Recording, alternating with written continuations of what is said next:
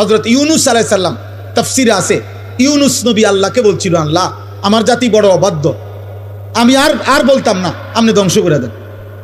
তখন তাফসীর আছে ইউনুস আলাইহিস সালামকে আল্লাহ বলছিলেন, ওই যে এখানে একটা লোক মাটি দিয়া মাটির পাত্র বানাইছে অনেকগুলো, তুমি একটু তার কাছে যাও তো। কুমার আর কি, কুমার। ইউনুস আলাইহিস সালাম ওই লোকটার কাছে গেছেন। তা আল্লাহ বলছেন, ইউনুস ওই বেটারে শুধু একটা কথা বলো, যে সে যে এই মাটি দিয়ে মাটির পাতিল বানাইছে, এরকম তার হাতের বানানো একটি মাটির পাতিল ভেঙে ফেলতে বলো, তারে ভেঙে লাইতে। ইউনুস আলাইহিস সালাম বলছে, হে ভাই, আপনি আপনার বানানো এই মাটির পাতিল থেকে একটি পাতিল ভেঙে ফেলেন। তখন ওই কুমার সে বলছে, এই মিয়া, আমার নিজের হাতের বানানো মাটির পাতিল আমি ভাঙবো কেন? বোকা নাকি আমি? কেন ভাঙবো? এত যত্ন করে আমি বানাইছি।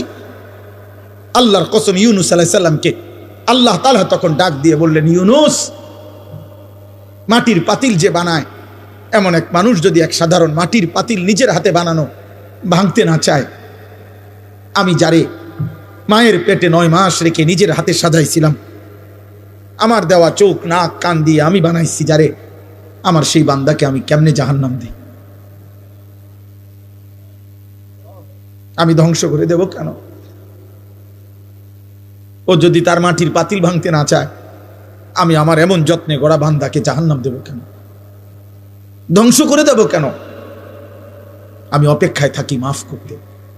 আমার বান্দা কোনো দিন যদি 1 ফোঁটা রাত গভীরে চোখের পানি ফেলে, আমি ওরে